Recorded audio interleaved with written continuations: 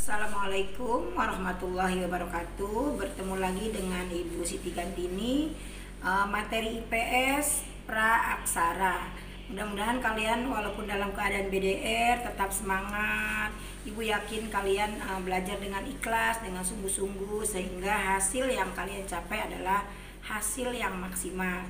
Ibu berdoa selalu buat kalian sehat, semangat, dan mendapatkan kesuksesan. Terima kasih. Billahi taufiq wal hidayah. Assalamualaikum warahmatullahi wabarakatuh. Pada hari ini adalah pertemuan pelajaran IPS yang ke-9, yaitu bab 4 mengenai pengertian masa praaksara di Indonesia. Masa praaksara yang harus kita ketahui di sini adalah ada tujuan pembelajaran. Tujuan pembelajaran yang pernah kita pelajari periode yang lalu adalah peranan kewirausahaan dalam peran pembangunan. Sekarang adalah pengertian masa praaksara. Tujuan pembelajarannya adalah yang pertama, memahami pengertian masa praaksara. Yang kedua, mengidentifikasi periodisasi masa praaksara di Indonesia. Yang ketiga, mendeskripsikan perkembangan masa praaksara di Indonesia atau masa atau zaman Nirleka. Jadi kalian pelajari tujuan pembelajarannya itu, nanti insya Allah penjelasannya yang lebih jelas akan Ibu paparkan di PowerPoint atau di pembelajaran hari ini. Mudah-mudahan kalian dapat menyimak dengan baik, dengan ikhlas, sehingga apa yang kalian lakukan mendapatkan hasil yang maksimal. Mungkin pembawa kata pertama itu saja dari Ibu Siti Gantini. Semoga menjadi anak-anak yang soleh dan soleha, menjadi berkah, sukses masa depannya. Jangan lupa protokol kesehatan. Baik anak-anak, kita akan membahas pengertian masa praaksara. Praaksara atau zaman Nirleka. Arti pengertian dari praaksara adalah sebelum mengenal tulisan, zaman sebelum manusia mengenal tulisan. Masa praaksara atau prasejarah merupakan kurun waktu atau zaman pada saat manusia belum mengenal tulisan atau huruf. Praaksara disebut juga zaman Nirleka, yaitu zaman tidak ada tulisan.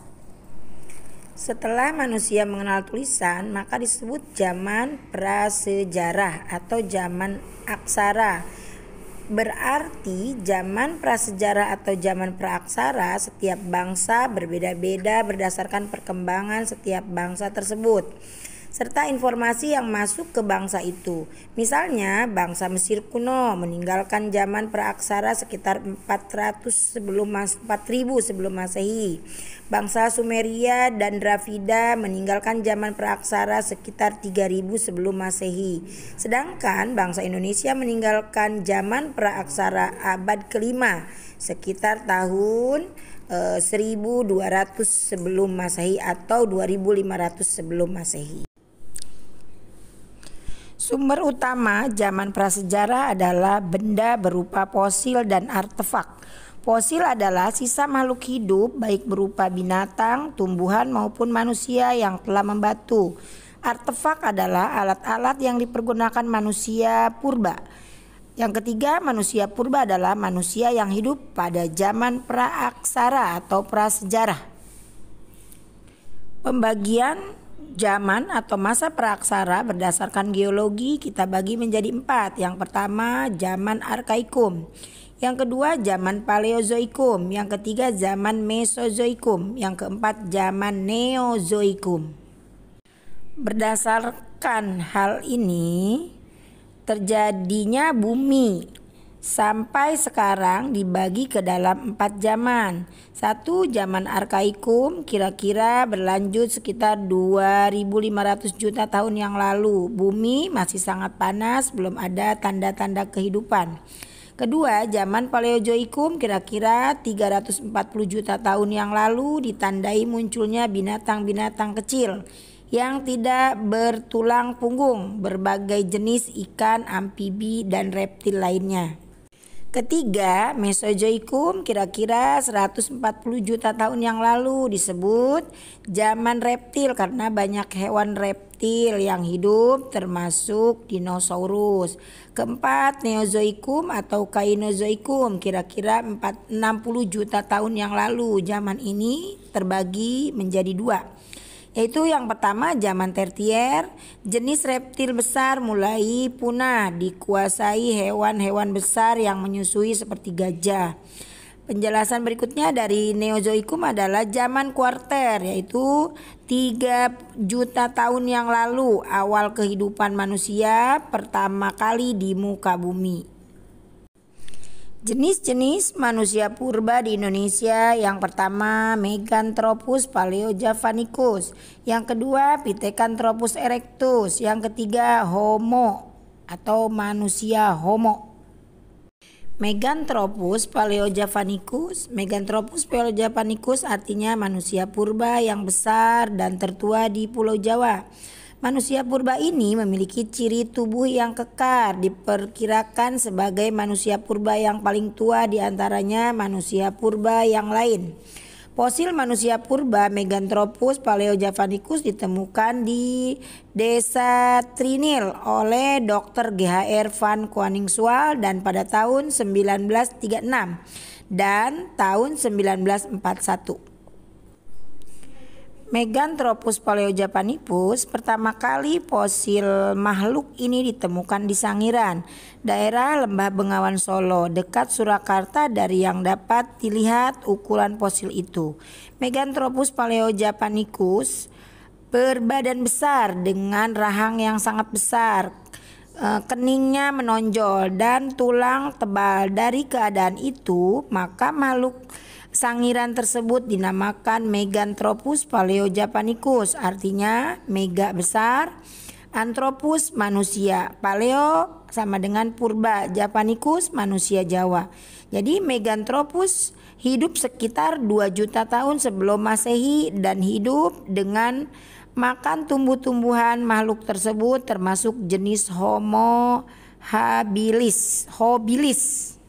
Pithecanthropus erectus yang kedua ya anak-anak.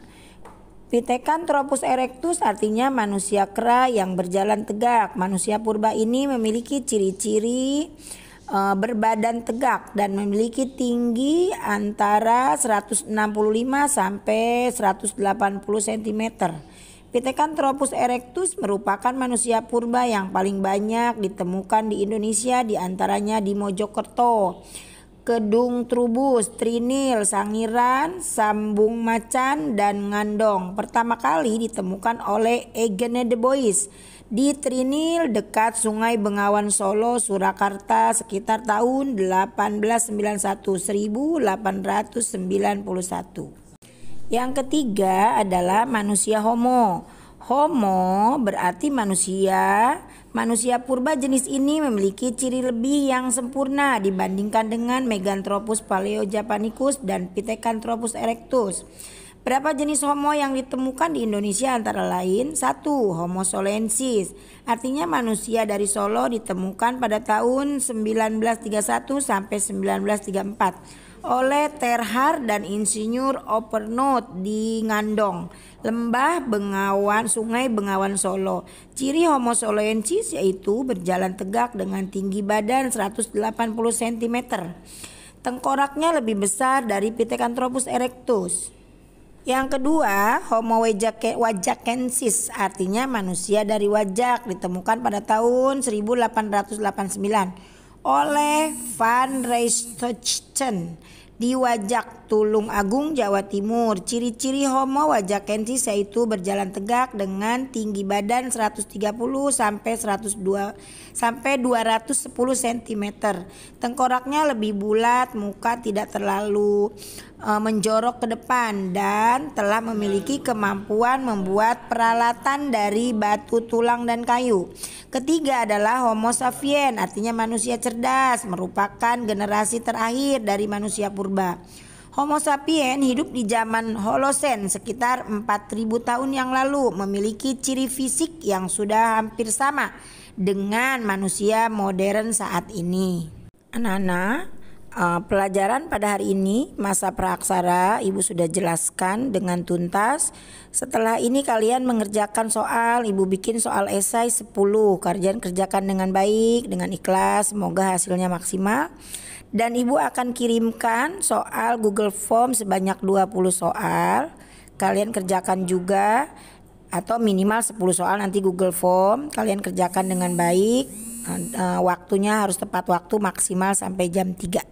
Atas perhatiannya Ibu ucapkan terima kasih. Billahi taufik wal hidayah. Assalamualaikum warahmatullahi wabarakatuh.